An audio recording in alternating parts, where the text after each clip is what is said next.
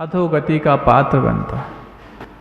अब सोचो, चक्रवर्ती जैसा सम्राट यदि वो अंत में जाके सन्यासी नहीं बनता तो अधोगति का पात्र बन जाता, इतने बड़े बड़े परोपकार के कार्यों को करने के बावजूद। महाराज, तो इतना सब कुछ उसने जो किया वो व्यर्थ चला गया क्या? व्यर्थ चला गया या सार्थक हुआ, ये प्रश्न का उत्तर तो हम बाद में ढूंढें। अभी तक वो जो उसने किया है, किस अभिप्राय को लेकर के किया है, वो अभिप्राय ही मात्र किसी भी प्रयोग को वो सार्थक और व्यर्थ बनाते हैं। तो महाराज, किस अभिप्राय को लेकर किया उसने? आप लोग सुन रहे हैं कि चर्चा कर रहे हैं आप लोग आपस में? सुन रहे हैं? अच्छा। और चर्चा यदि कर रहे हैं तो हमें तक सुनने में आ जाए तो और अच्छा रहे। आज शायद बारिश तो हो गई है, और जब बारिश बाहर हो जाती है तो हमें लगता है अब अमृत वर्षा की आवश्यकता नहीं रह जाती। ऐसा है महाराज? बाहर की बारिश में तो अमृत वर्षा की और ललक बढ़ जाती है, और जैसे जैसे वर्षा योग निकट आता है उतनी उतनी हमारी भावनाएं और बढ़ जाती हैं। क्योंकि अभी तो सीजन के समय अमृत वर्षा हो रही थी, तब तो फिर हम जितना सीजन चलाते सीजन चला लेते थे, और बीच बीच में अमृत वर्षा के भी लेने आते थे। अब जब बारिश में खाली हो जाएंगे तो फिर खाली में फुर्सत के समय में यदि धर्म ध्यान के साधन नहीं मिले तो ऐसा लगेगा कि देखो अब कहाँ करें, कैसे करें। इसलिए हम निवेदन कर लेते हैं कि चातुर्मास हो जाए। तो महाराज, क्या ताली बजा रहे हो? तो क्या महाराज आपके लिए यहाँ फुर्सत के लिए धर्म ध्यान कराने आए? फुर्सत की चीज़ें हैं भगवान, फुर्सत की चीज़ें हैं महाराज। अरे जो अपने सबसे पीक टाइम में भी देव शास्त्र गुरु के लिए समय निकालना जानता है, समय भी अपने पीक के साथ उसके साथ हो जाना जानता है, और जो फुर्सत के लिए मात्र प्रतीक्षा करता है कि जब हम फुर्सत हो जाएंगे, बच्चों की परीक्षाएं भी समाप्त हो जाएंगी, हम लोग के व्यापार भी ठंडे पड़ जाएंगे, मौसम भी ठंडा हो जाएगा, रिश्तेदारों की भी ज़्यादा आवाजाही नहीं रहेगी, अब महाराज आ जाएं तो अच्छा है। और ऐसे में यदि महाराज आ गए हैं, रुक जाएं तो और अच्छा है। लेकिन जब आके बाद चले जाएं, उसके बाद तो लगता है हाथ आई चीज़ चली गई। हाथ आई चीज़ रुकने और जाने से आती और जाती नहीं। आपने अपने हाथ में लेने योग जो था उसको कितना रोक पाया है? यदि वो आपने रोक लिया है तो साधु सामने हो या ना हो, आपके जीवन में हर वर्षा योग में साधुओं का सानिध्य भीतर से हमेशा मिलता रहे। अब तो महाराज आप बात कर रहे थे उन्नति की। हाँ, उन्नति की तो हम बात कर ही रहे हैं। इन सांसारिक वस्तुओं साधनों की उन्नति से जब हम अपनी उन्नति को जोड़ने लग जाते हैं तो फिर पारमार्थिक कार्यों में भी उन्हीं चीज़ों को लेकर के हम उन्नत पाए जाते हैं। एक प्रश्न हम आप लोगों से करना चाहते हैं। जो व्यक्ति सेवा के भाव को लेकर के किसी कार्य में आगे बढ़ता है, उस सेवा को करते वक्त जिसकी सेवा की जानी है उसकी हालत या उसकी परिस्थिति को ज़्यादा ध्यान रखता है कि खुद की परिस्थिति और खुद की हालत कितनी अच्छी है इसको ध्यान रखता है?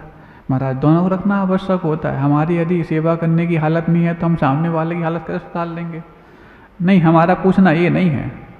हमारा पूछना सिर्फ ये है, जिसकी आप सेवा करने जा रहे हो उस सेवा के योग्य व्यक्ति उसकी सेवा करते वक्त क्या हम देखते हैं कि अच्छा हम गेटअप के साथ पहुंच जाएं, अच्छा कोट टाई और गॉगल लगा के चले जाएं, और आसपास हमारे पास सेवा के लिए लोग देखें कि देखो हम इतनी सेवा कर रहे हैं? इसको आप सेवा मानते हो? कि जो सेवा की भावना हमारे अंदर पैदा हुई है, तो जिसकी हम सेवा करने जा रहे हैं उसकी हालात और उसकी परिस्थिति को ज़्यादा ध्यान रखते हो। अब थोड़ी बात समझ में आई? और पूरी नहीं आई है तो और समझा देंगे, अभी चिंता नहीं करो। आज हम इसी विषय पे बोलना चाहते हैं। जिसकी हम सेवा करने जा रहे हैं, हिंदी में सुन रहे हो ना? हिंदी सबको आती कि मराठी में बोले? महाराज हिंदी थोड़ी सी अभी लचकदार लग रही है।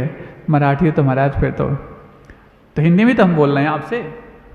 जिसकी हम सेवा करने जा रहे हैं उसकी मानसिक, उनकी शारीरिक, उनकी बौद्धिक हालत क्या है, इसको ज़्यादा हम ध्यान देते हैं कि हमारी तो बुद्धि बहुत अच्छी चल रही है, अब बुद्धि के साथ साथ हमारा बाहरी जो उन्नत दिखने वाला वेशभूषा है वो ज़्यादा कारगर हो जाए। किसको ध्यान रखते हो बताओ? थोड़ी समझ में आई बात? महाराज थोड़ी समझ में तो आने लग गई, आप क्या बोलने जा रहे हैं और अंत में आप कहाँ जाके समाप्त करोगे, ये भी सुख बुगाहट हमें हो गई है। कुछ तो बोलो भाई, बात समझ में आ रही? जितनी समझ में आ गई उतना बोल दो। जिसकी हम सेवा करने जा रहे हैं उसकी परिस्थिति को ज़्यादा ध्यान रखेंगे हम, तब तो जाके वैसी हम सेवा दे पाएंगे। अब मान लो उसको भूख लगी है, वो हाथ पैर दबाने लग जाएं तो सेवा मानी जाएगी।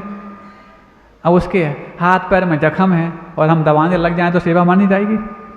नहीं ना। तो जैसी उसकी आवश्यकता है उस आवश्यकता के अनुरूप यदि हम उसके लिए अनुकूलता प्रदान करते हैं, इसका नाम वो सेवा है। ठीक है ना, इसमें कोई दिक्कत तो नहीं? ये परिभाषा जो बनाई गई है इसमें कोई दिक्कत है क्या? नहीं ना। अब देखो, भगवान की माता की सेवा करनी है, सुन रहे आप? किनको करने को सौभाग्य मिलता है? हाँ, साक्षात रूप से अष्ट कुमारियों को और 56 कुमारियों को।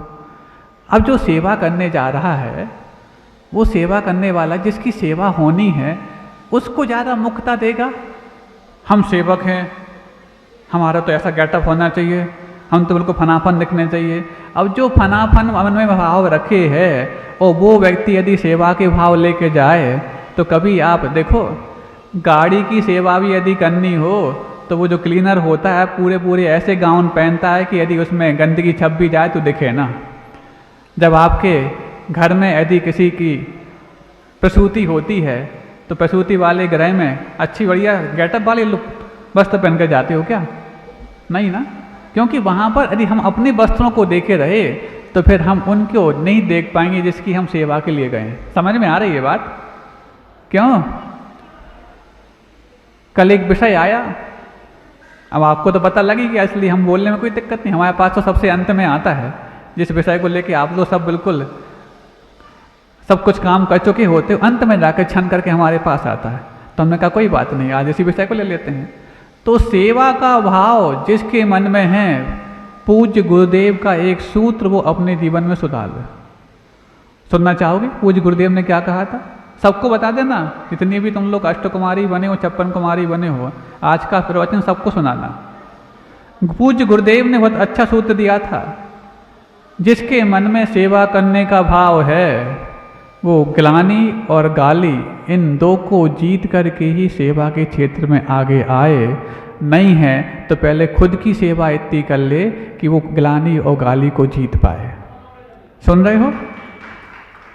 जिसकी आप सेवा करने जा रहे हो वो तो पीड़ित है, वो तो किसी भी प्रकार से अंदर से कर्म की वजह से पीड़ित है। मान लो आप किसी अस्पताल में अथवा किसी रोगी की सेवा करने जा रहे हैं, उसके पैर को हाथ लगाओ जहाँ फोड़ा है, आपको लात मार देगा। फिर आप कहो अरे हम तो सेवा के लिए गए तो वो तो लात मारता है। ये गाली सुनना, उसकी दुत्कार सुनना, उसका तिरस्कार सहन करना जिसको आता है वही सेवा के योग्य माना जाता है, सेवा करने के योग्य। दूसरा ग्लानि, अब वो तो ऐसी परिस्थिति में है, वहाँ पर प्रसूति यदि हुई है तो ग्लानि तो संभव है। रोग यदि हुआ है तो खकारेगा भी, बमन भी करेगा, मल का निष्कासन भी हो सकता है। इन सब को जिसको जीतना नहीं आता वो सेवा के मार्ग में आगे आता। कभी भी जो नर्स बनती हैं उनसे सोचो, सबसे पहले उनको ये सिखाया जाता, बाकी तुम्हारे लिए ट्रीटमेंट की व्यवस्था और शिक्षा तो हम बाद में देंगे, पहले ये तुम 2 चीज़ें सीख लो कि जिसकी तुम सेवा करने जा रहे हो वो गाली दे तुम्हें सहन करना पड़ेगा, वो दुत्कारे तुम्हें सहन करना पड़ेगा, वो यदि किसी प्रकार से ग्लानि से भरा हो तो तुम्हें ग्लानि जीतनी आनी चाहिए। अरे किसी ने दे दी गाली और किसी ने हमारी स्तुति गा ली, दोनों में क्या अंतर है? किसी ने दे दी गाली और किसी ने हमारी स्तुति गा ली, दोनों में गाली है, लेकिन एक को हम तिरस्कार मानते हैं और एक को बोलते हैं सुन नहीं पाए, फिर से बोलो। ये जो भाव जिसके मन में है वो कभी सेवा करने का पात्र नहीं बन सकता। इसलिए ग्लानि और गाली इन दो को जीत करके ही सेवा की जाती है। अब सुनो, ठीक है महाराज, माता की सेवा होती है तो उनकी तो ऐसी ग्लानि वाली बात ही नहीं, ना वो गाली देती होंगी ना गाली, तो इसलिए तो हम सोचते हैं हम अपना गेटअप अच्छा बना लें। ये तो उन परमात्मा जो बालक बनकर के गर्भ में उनके आए हैं, और बालक के परमात्मा नहीं, परमात्मा होनहार परमात्मा, जो बालक तीर्थंकर का जीव उनके गर्भ में आया है, ये उसके अतिशय का परिणाम है कि इस प्रकार की ग्लानि और गाली की वहाँ पर कोई शंका शुकवा नहीं होती। लेकिन हम किस भाव से वहाँ पर गए हैं? हम यदि इस अपेक्षा को लेकर गए हैं कि वहाँ पर हमारे लिए सारी व्यवस्थाएं अच्छी मिलेंगी, बिल्कुल 5 स्टार सुविधाएं मिलेंगी, एक से बढ़ के एक हमारे लिए ड्रेस मिलेगी, एक से एक बढ़ के हमें सम्मान मिलेगा, एक से एक बढ़ के हमारे लिए आवभगत की जाएगी, तो आप सेवा देने गए हैं कि सेवा पाने गए हैं?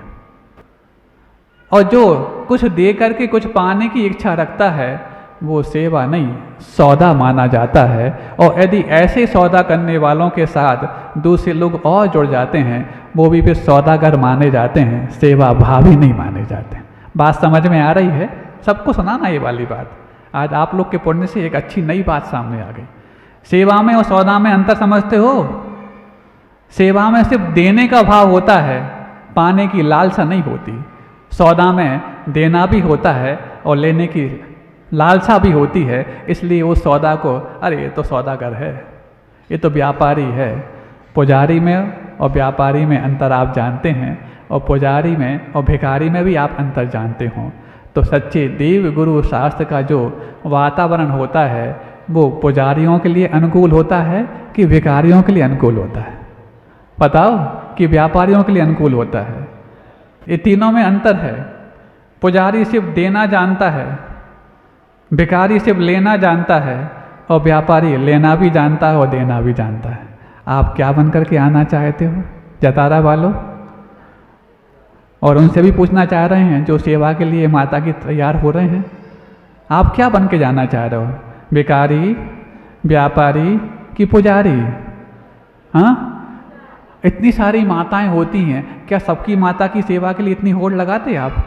नहीं महाराज, वो सब तो वो बच्चों को जन्म देती हैं जो अपने संसार को बढ़ाने के लिए कारण बनते हैं। लेकिन हम जिस माता की सेवा के लिए तैयार हो रहे हैं वो ऐसे बच्चे को जन्म देने वाली है जो स्वयं का संसार तो खत्म करेगा ही करेगा, लेकिन अपने उस आचरण को और अपनी दिव्य ध्वनि के माध्यम से हम सबके संसार को खत्म करने का मार्ग भी हमें दे के जाएगा। इसलिए ऐसे बच्चे को जन्म देने वाली माता धन्य है। इसीलिए तो उनका नाम भी भक्तामर में स्त्रीणाम शतानि शतशो जनयंती पुत्रान नान्या सुतम तदुपमम जननी प्रसूता। ऐसा किसने? मानतुंग आचार्य महाराज ने लिख दिया। हम सोचते कैसा भेदभाव किया, माता पिता दोनों होते हैं, सिर्फ माँ की बात कही, नाभि राय की बात ही नहीं कही। जबकि बोली तो नाभि राय लगाता है। यहाँ बात अलग है कि बोलियों में नाभि राय भी हैं और मरु देवी भी हैं, लेकिन मरु देवी की जो इतनी बात कह दी, नाभि राय की क्यों नहीं कही? लेकिन जो उस जीव से गर्भ में आने के पहले से जुड़ जाता है, गर्भ काल में जुड़ा रहता है और गर्भ के बाद भी जुड़ा रहता है, उसका जुड़ाव सबसे हटके होता है। इसलिए सबसे पहले उसका नाम भक्ति के रूप में सामने आता है। तो महाराज पिता नहीं जुड़ते क्या? पिता जुड़ते तो हैं एक सहयोगी के रूप में, लेकिन साक्षात्कार करने का जो सौभाग्य मिलता है वो उसी को मिलता है जिसके माध्यम से उसको जन्म दिया जाना है। और फिर उसके बाद अब जो बात कहती ना, स्त्रियों के साथ तो भेदभाव किया जाता है, पुरुषों को हमेशा आगे रखा जाता है। तो सुन लें, बालक तीर्थंकर के समय जब जन्म होता है तो उस समय माँ के ही गीत गाए जा रहे हैं। सेवा के लिए भी 56 कुमारी, अष्ट कुमारी, यही सब कुछ लगाए गए। पिता के लिए कोई एक सेवक सामने नहीं आया कि एक आध को भेज देते कोई कुमार बना करके। सारे के सारे सेवक कौन होते? स्त्रियों के रूप में ही रहते। फिर उसके बाद भी अभी नंबर नहीं लगता पुरुषों का। जब सबसे पहले दर्शन करने की बात आती है, बालक तीर्थंकर के मुख को देखने की बात आती, कौन आगे हो जाती बताओ? सची इंद्राणी। अरे सौधर्म इंद्र के पास तो सामर्थ्य इतनी है कि हजार हजार नृत्य बना सकता है, लेकिन सबसे पहले किसको याद किया?